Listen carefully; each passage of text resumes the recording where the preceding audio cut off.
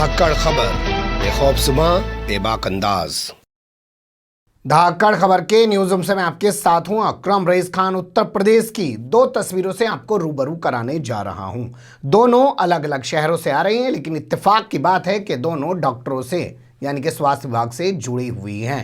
एक जगह डीएम ने डॉक्टर को गिरफ्तार करवा के थाने के हवालात में डलवा दिया, एवं बेवजह, जबकि उसका दोष भी नहीं है। बताऊंगा आपको कि उसका दोष क्यों नहीं है। और दूसरी जगह डॉक्टर और नर्स आपस में गाली गलौज कर रहे हैं, माँ बहन की कर रहे हैं दबा के।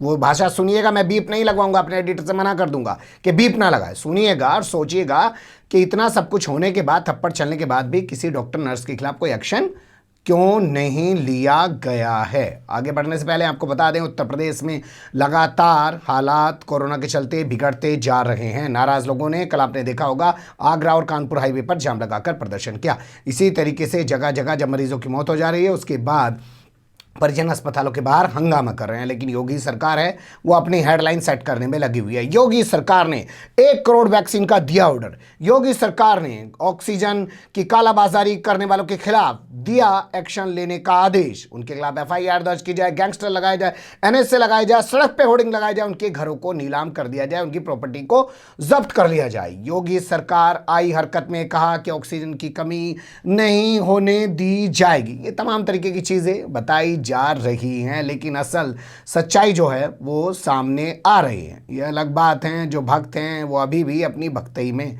डूबे हुए हैं, क्योंकि कुछ लोग होते हैं, सदियों का इतिहास उठा के देख लीजिए, ऐसे ही कुछ लोग थोड़ी कहते हैं कि 5000 साल से गुलाम बना के रख रखा था। कोई किसी को 5000 साल तक गुलाम बना के रख सकता है? जितनी धर्मांधता फैलाएंगे, जितना धर्म को बढ़ावा देंगे, उतना आप लोगों को आसानी से गुलाम बना सकते हैं। और ये किसी एक धर्म पे आप लागू नहीं कर सकते। मैं इंटरव्यू करने चला गया, केरल के वर्तमान राज्यपाल हैं, उस वक्त राज्यपाल नहीं थे, मोदी सरकार दोबारा सत्ता में आई थी, नाम है आरिफ मोहम्मद खां।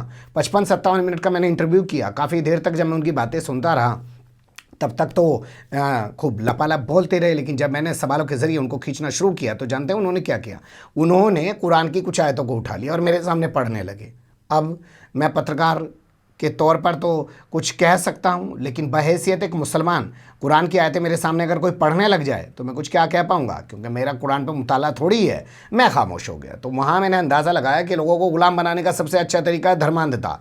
देखो कुरान में लिखा है, कोई भी मुसलमान डर जाएगा, बेचारा खामोश हो जाएगा। मैं भी वैसे ही खामोश हो गया। तो यही हिंदुइज्म में किया जाता है। इस कहानी को छोड़ देते हैं, रखते हैं आपके सामने कानपुर की ये तस्वीर। मीटिंग चल रही थी कोरोना को लेकर, कोरोना कंट्रोल कैसे किया जाए। डीएम आलोक तिवारी मीटिंग के अंदर मौजूद थे और मीटिंग के अंदर मौजूद थे डॉक्टर नीरज सचान। अब कानपुर के जो डीएम हैं उन्होंने पहले मीटिंग के अंदर डॉक्टर को जम के हड़काया। आप तो समझते हैं डीएम तो सीधा मिनी मुख्यमंत्री के तौर पे होता है, अपने ज़िले का मालिक होता है। अगर वो लिख के दे दे मुख्यमंत्री को कि इस ज़िले में आना आपकी जान के लिए खतरनाक है जी, तो मुख्यमंत्री ने आने का, वहाँ प्रधानमंत्री भी नहीं आने का। इतनी बड़ी हैसियत होती है डीएम की।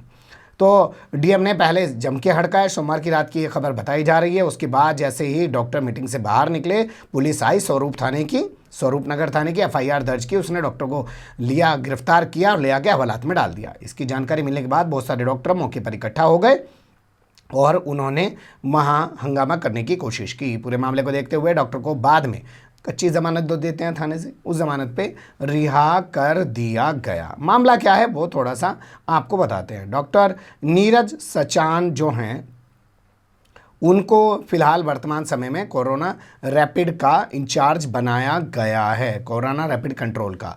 और वो इसके अलावा एक सीएचसी है, यानी कि सामुदायिक स्वास्थ्य केंद्र है पतारा का, वहाँ के इंचार्ज भी हैं। और इसके अलावा उनको, जो मैंने बताया कि इंचार्ज बना दिया गया शनिवार को, कोरोना रैपिड रिस्पांस टीम का उनको इंचार्ज बना दिया गया।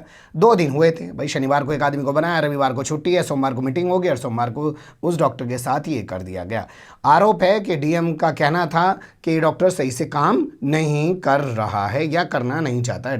डॉक्टर का कहना था कि मैंने डीएम महोदय को अपनी बातों से संतुष्ट करने की कोशिश की लेकिन, और माफ़ी भी मांगी कि साहब 2 ही दिन मुझे चार्ज संभाले हुए हैं, मैं अभी कुछ कर नहीं पाया हूँ, मुझे थोड़ा वक्त दीजिए, 2-4 दिन और लगेंगे, मैं चीज़ों को बेहतर कर दूंगा। लेकिन बावजूद उसके इस डॉक्टर को गिरफ्तार करवा के थाने के हवालात में डलवा दिया गया। ये एक तस्वीर है। अब इसी तस्वीर के जरिए दूसरी तस्वीर को समझिए।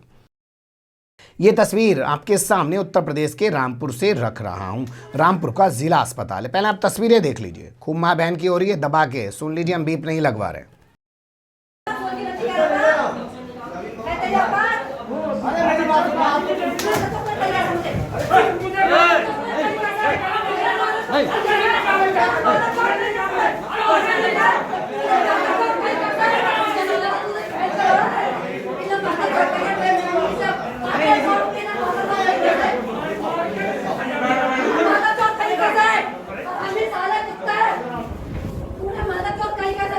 सुन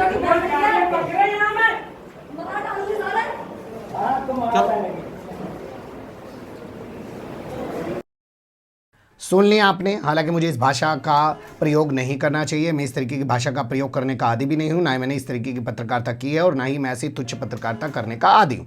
लेकिन भैया डॉक्टर जिसे हम लोग कहते हैं कि पढ़ा लिखा वर्ग है, अगर वो इस तरीके से गाली गलौज करें तो फिर तो ये कहना बनता है ना कि माँ बहन की कर रहे हैं एक दूसरे की। ये सवाल उठना लाजमी होता है। अब आपको बताते हैं मामला है क्या। मामला बताया जा रहा है कि जिला अस्पताल में किसी मरीज की मौत हो गई। उसके बाद डॉक्टर और नर्स में कुछ तनातनी हो गई। जैसा आपने देखा कि नर्स ने तड़ाक से डॉक्टर को थप्पड़ दे दिया। अब यूपी का डॉक्टर है भाई, वो पीटेगा थोड़ी, वो भी पीटेगा, तो वो डॉक्टर भी पीटने लगा। और पीटने लगा तो किसी ने वहाँ मौजूद व्यक्ति ने वीडियो बना लिया तो वीडियो वायरल हो गया तो मामला उछल गया तो इस पर कार्रवाई की बात की जाने लगी। लेकिन अभी तक कोई कार्रवाई इस पूरे मामले को लेकर नहीं की गई है। जब इस बाबत पत्रकारों ने कार्रवाई के लिए पूछा तो अधिकारी देखिए कैसे आए बाएं की बात कर रहे हैं। दोनों के अपने अपने आरोप हैं। जब उनके द्वारा मुझसे सही बात नहीं की जाती है और उनका ये कहना है कि साहब नहीं, इनके द्वारा मुझसे सही नहीं बात की जाती। कल दोनों को बुलाया है,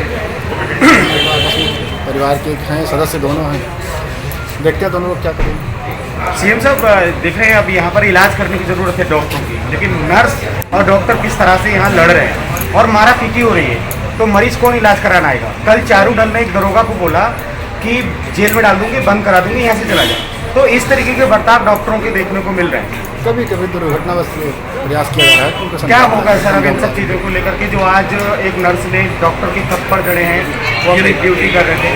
वो बात की गई दोनों से है, क्योंकि उनका भी ये कहना था कि साहब हम भी उस समय तनाव में थे, ओवरबर्डन थे, उस समय तो प्रयास किया जा रहा है दोनों को समझाने का। तो इसकी जाँच की जाएगी मामले की? क्या करते दोनों को समझा देंगे।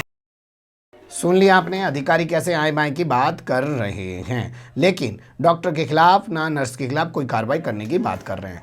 डॉक्टर का नाम बताया जा रहा है कि BM नागर है डॉक्टर का नाम, और वो एक रिटायर्ड डॉक्टर हैं और CMS के पद से वो रिटायर हुए हैं। लेकिन कोरोना के चलते वो अपनी सेवाएं देने के लिए आ गए। भाई खाली पड़े घर पे पैसा तो कुछ मिलेगा ही, सरकार से एक्स्ट्रा भत्ता तो बनी जा। हालांकि सच्चाई है कि डॉक्टरों को तो टाइम पे अपनी तनख्वाह भी नहीं मिल पा रही है। कुछ लोग ईमानदारी से काम भी करने आ रहे हैं, कोई बात नहीं जी, पेंशन मिल रही, मैं उसी में आगे काम करूँगा। उसी दौरान ये नर्स जो है वो किस तरीके की बदतमीजी उनके साथ कर रही है, मारपीट कर रही है। आपने देखा होगा, हमारे पत्रकार साथी सवाल भी कर रहे हैं कि एक डॉक्टर ने तो दरोगा को अड़काया कि चुपचाप चला जाए यहाँ से, नहीं तो तेरा ये कर दूंगी, ठीक है। और उस बारे में भी सवाल पूछा, लेकिन उस बारे में भी अधिकारी ने कोई जवाब नहीं दिया। यानी कि डॉक्टरों की बदतमीजियां भी उत्तर प्रदेश में लगातार बढ़ती जा रही हैं। इससे पहले आपने देखा होगा फर्रुखाबाद में तस्वीर आई कि डॉक्टरों ने जो मृतक के परिजन थे उनको जमकर पीटा था। वो हंगामा भी सब लोगों के सामने गुजरा है। यानी कि डॉक्टर जो अब है वो पीटने के मूड में नहीं है, वो कहेगा हम तो मारेंगे, यहाँ बिस्तर पर भी मरेगा थारा आदमी और तुम्हें हम वैसे पीट पीट के मारेंगे। बने रहेगा धाकड़ खबर के साथ। पर यहाँ सोचिएगा ये ज़रूर कि क्या इस प्रोफेशन से जुड़े इन लोगों को ये शोभा देता है। कमेंट्स के रूप में आप लोग अपनी राय दे सकते हैं। खबर को लाइक कर सकते हैं, चैनल को सब्सक्राइब कर सकते हैं, ज़्यादा से ज़्यादा हमारी खबरों को शेयर कर सकते हैं। फिर ऐसे ही किसी सुलगते हुए या उलझते मुद्दे लेकर मैं आपके सामने हूँगा हाजिर। फिलहाल अभी मुझे दें इजाज़त।